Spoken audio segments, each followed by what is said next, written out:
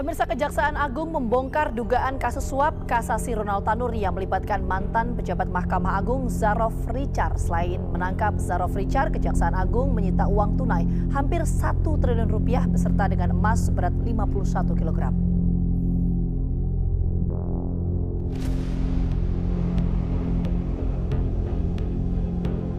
Penyidik Kejaksaan Agung menggeledah rumah mantan pejabat Mahkamah Agung Zarof Richard di Jimbaran, Kabupaten Badung, Bali pada hari Kamis. Dari pembongkaran termasuk berangkas, penyidik menemukan uang dengan jumlah fantastis 920 miliar rupiah dalam bentuk rupiah dan berbagai mata uang asing. Penyidik juga menemukan emas batangan seberat 51 kilogram dan catatan bertuliskan tangan terkait kasus Ronald Tanur.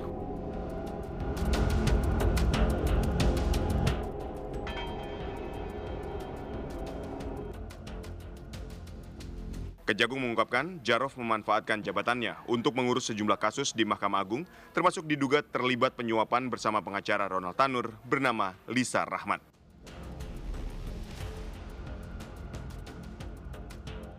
Lisa meminta Zarof agar mengupayakan Hakim Agung tetap memutuskan Ronald Tanur tidak bersalah dalam putusan kasasi. Di dalam bulan Oktober tahun 2024, LR menyampaikan pesan kepada ZR akan mengantarkan uang sebesar 5 miliar.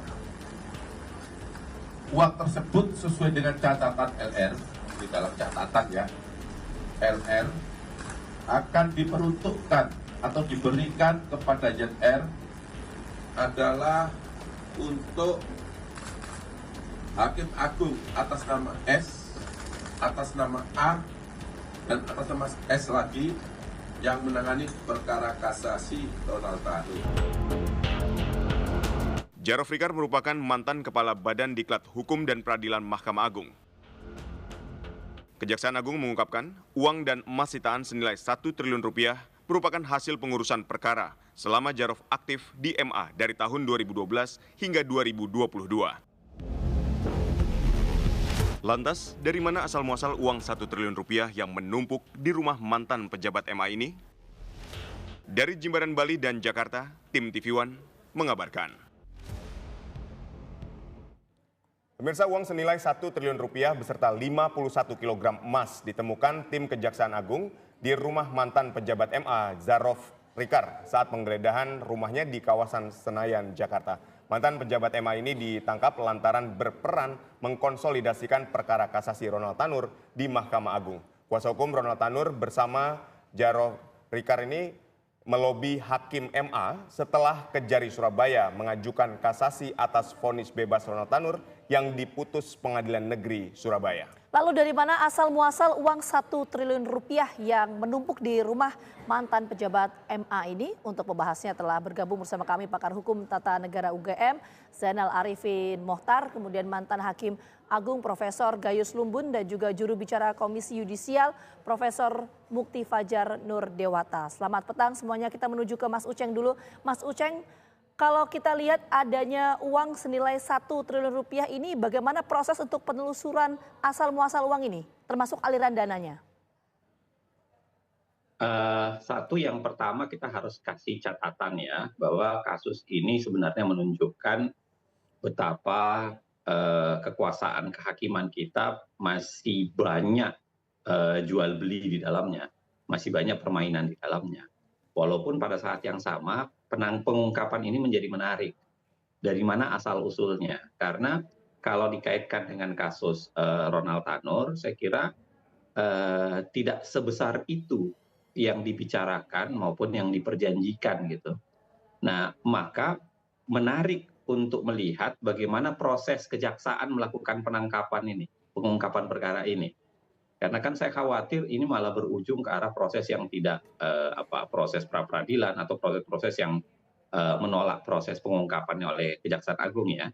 Tapi kalau kita lihat kan yang bisa disangkakan secara langsung berkaitan dengan perkara korupsi tentu saja jumlah uang yang dijanjikan ke Ronald Tanur. Nah, selebihnya itu pasti menjadi catatan.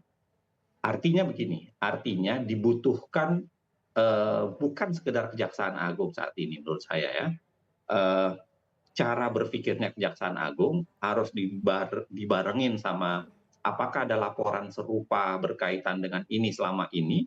Silahkan KY barangkali dan Mahkamah Agung juga mengungkapnya karena Mahkamah Agung masih juga bagian punya pengawasan, serta bagaimana menelusuri ke PPATK, bagaimana menelusuri ke berbagai lembaga lain ya yang punya kekuasaan, punya kewenangan dalam kaitan yang bisa bekerja dalam penelusuran uang ini. Tapi yang paling penting menurut saya sebenarnya adalah ini adalah gambaran potret sesungguhnya dari sebuah penegakan hukum kita.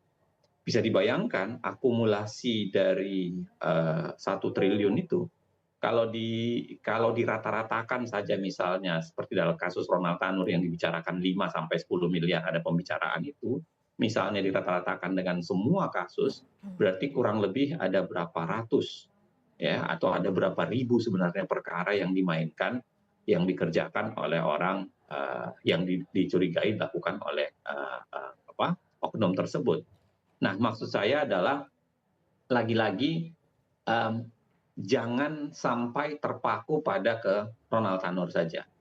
Karena kan itu kalau terpaku ke Ronald Tanur, bahayanya adalah dengan seketika bisa banyak perdebatan berkaitan dengan hukum acara, berkaitan dengan proses pengungkapan, berkaitan dengan bagaimana jaksa mengerjakan kasus itu. Ya, karena tentu ada perdebatan secara mekanisme penggeledahan, lalu kemudian penahanan atau penanganan tersangka, ada banyak perdebatan di situ. Tapi sekarang kita harus berpikir di belakangnya.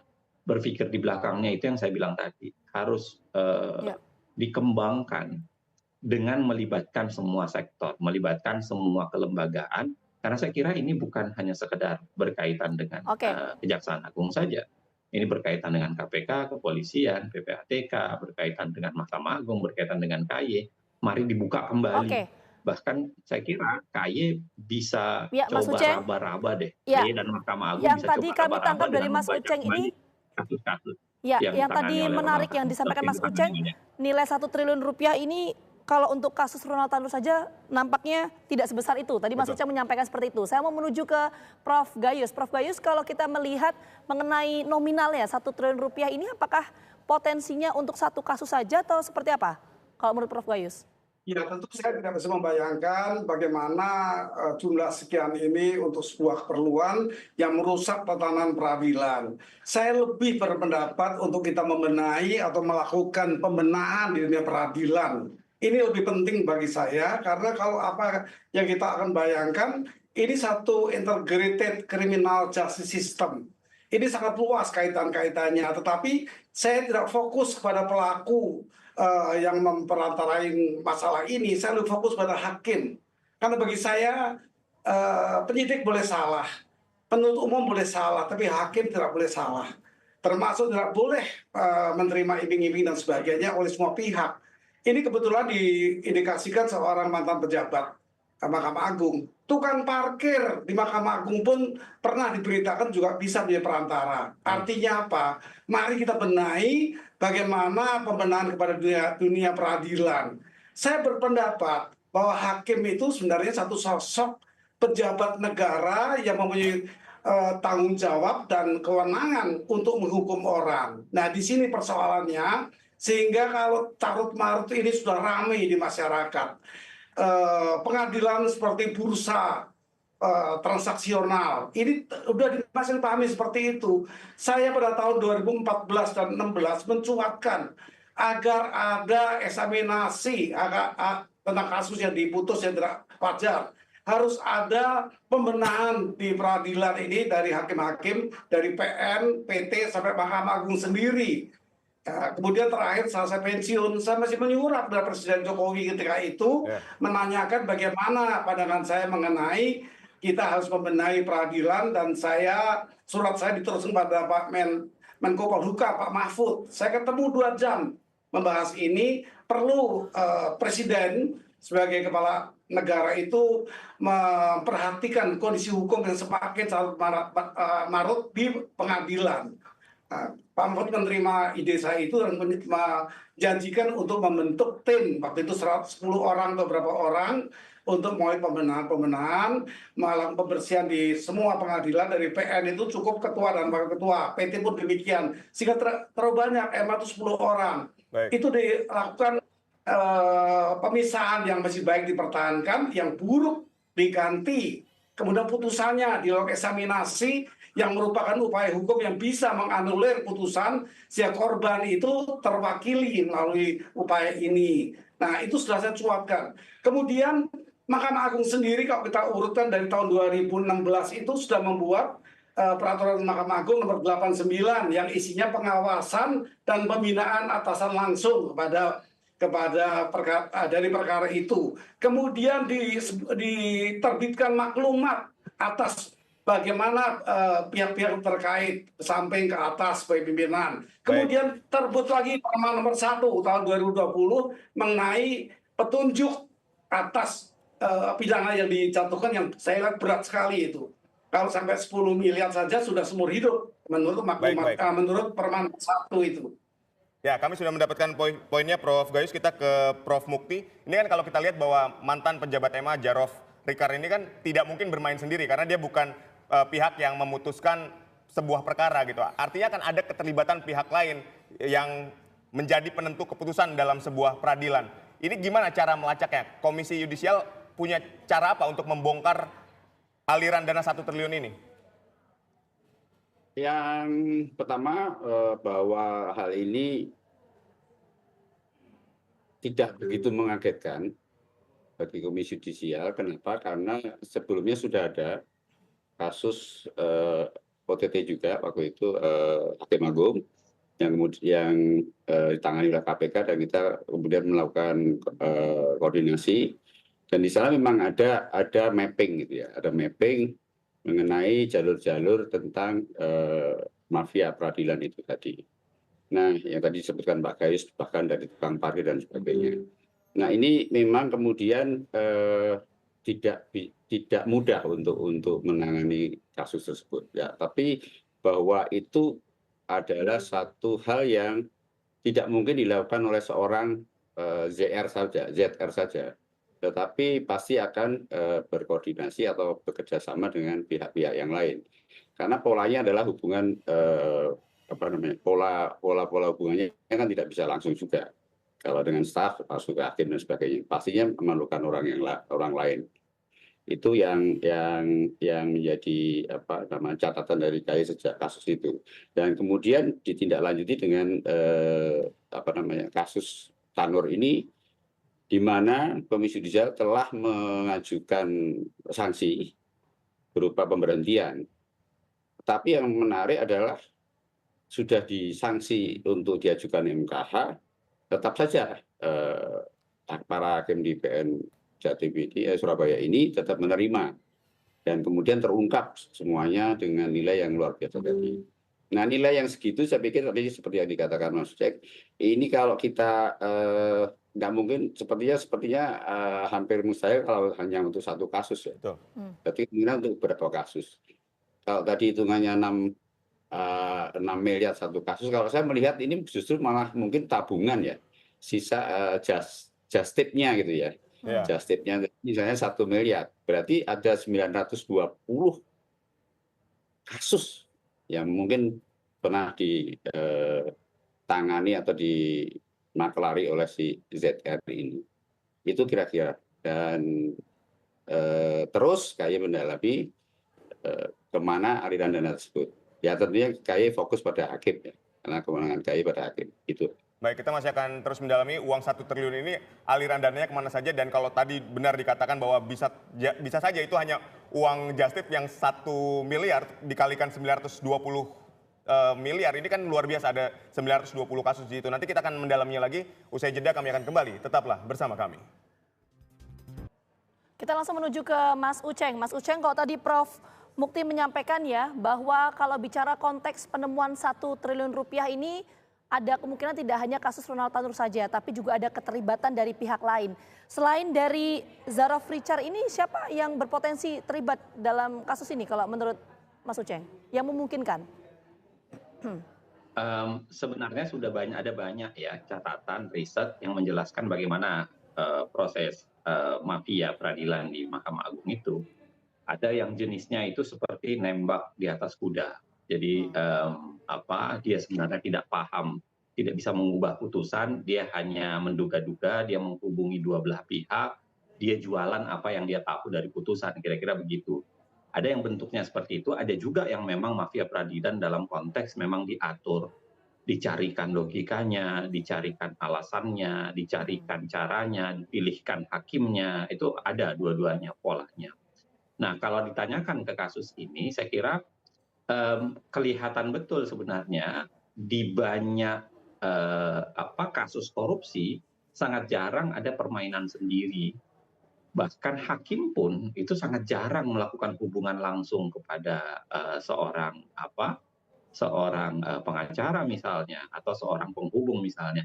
Biasanya dia menyimpan orang-orang tertentu yang menjadi penghubung. Tadi yang disampaikan Pak Gayus bisa jadi, Prof Gayus bisa jadi dia pegawai di Mahkamah Agung, dia bisa pegawai honorer di sana, dia bisa bagian dari kepanitraan, dia bisa bagian dari banyak tempat, itu sangat mungkin.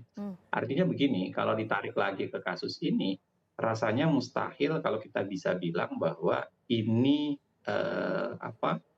permainan hanya satu pihak. Ini permainan hanya satu person, hanya satu orang yang memainkan. Saya kira ini bagian dari orkestrasi. Nah, itu dia. Dan sulit untuk diterima secara logis bahwa dia yang tidak menangani perkara itu bisa memegang uang sebesar itu. Ya. Makanya saya kira dia menjadi seperti playmaker sebenarnya. Mas dia Uceng. yang mengatur Mas Uceng, sampai situ dulu. Mana. Ya, Mas Uceng sampai situ dulu. Kok tadi Mas Uceng menyampaikan ini ada orkestrasi.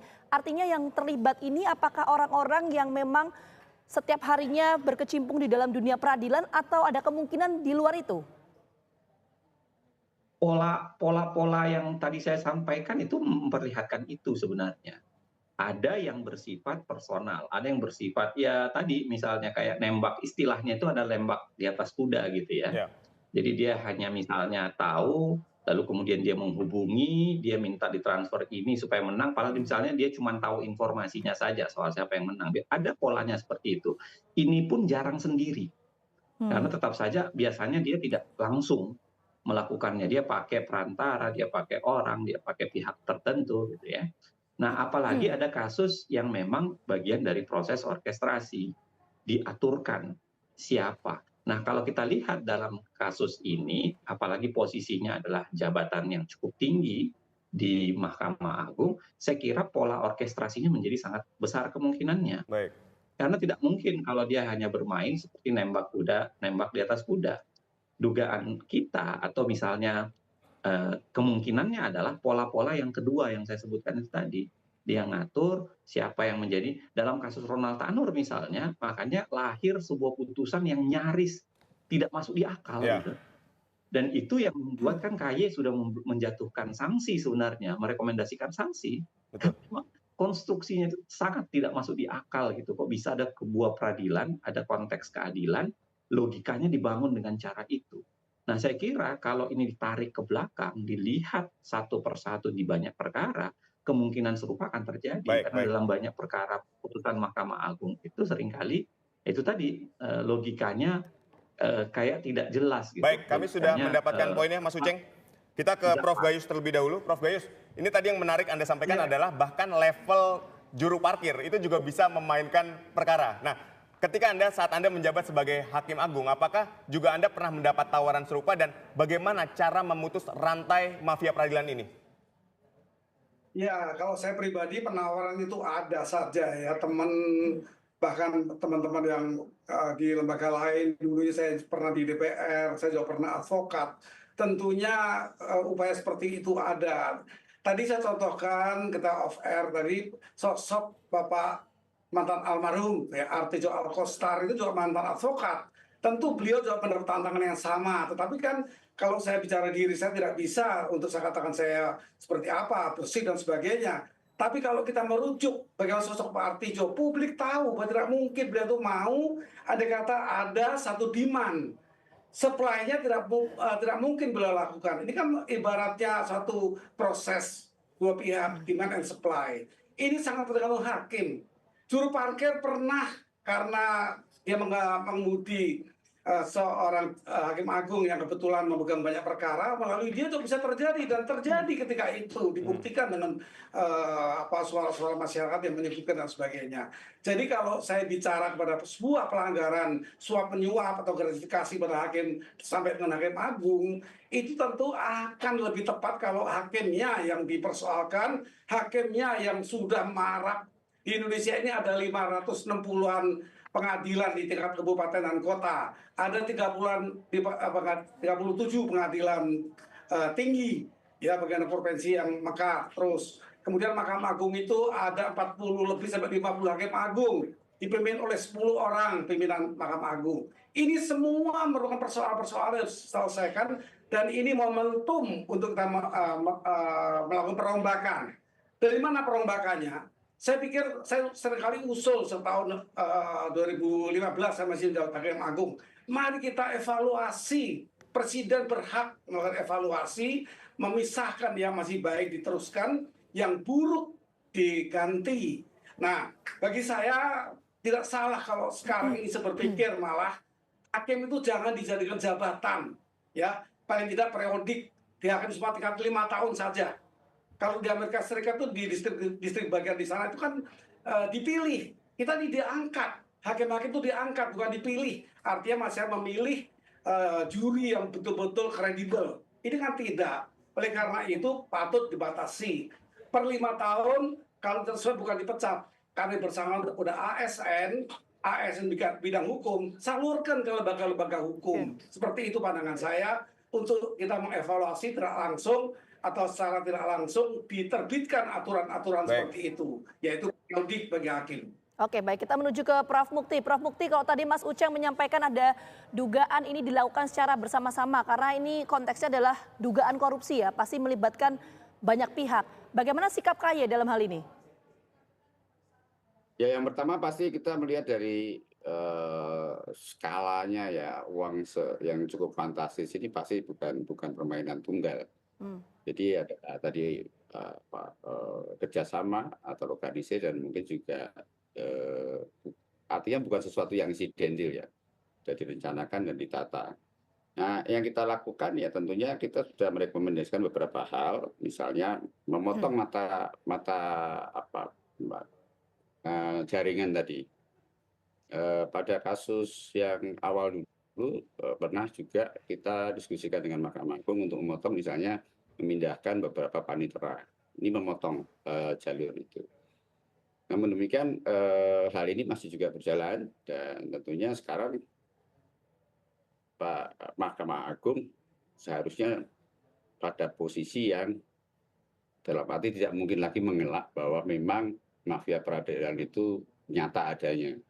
Oleh karena itu kita tentunya mendorong secara kepada Mahkamah Agung agar punya political will untuk mari dibersihkan sekalian. Mari dibenahi secara transparan, secara bersama-sama, mungkin melibatkan dengan pihak-pihak lain, agar apa? Agar peradilan ini tetap mendapatkan kepercayaan publik. Ya, karena kalau mau ditutup-tutupi selamanya juga nggak bisa, mau dipoles-poles juga sudah susah ya, karena fakta muncul di media dan di mana-mana. Nah, itu yang saya kira perlu sikap untuk melakukan reformasi total begitu ya. Tadi berbagai usulan dari Prof. Gayus tadi, modelnya bagaimana dan sebagainya. Tapi intinya harus ada perubahan gitu. Itu. Baik, kita masih akan sama-sama menunggu ya bagaimana pihak-pihak terkait untuk membongkar aliran dana dari uang yang begitu fantastis sebesar 1 triliun rupiah ini, dan siapa-siapa saja pihak yang terlibat di situ. Terima kasih seluruh narasumber kami hari ini, Prof. Mukti, Prof. Gayus, dan Mas Uceng telah berdialog bersama kami. Sehat selalu dan sukses selalu.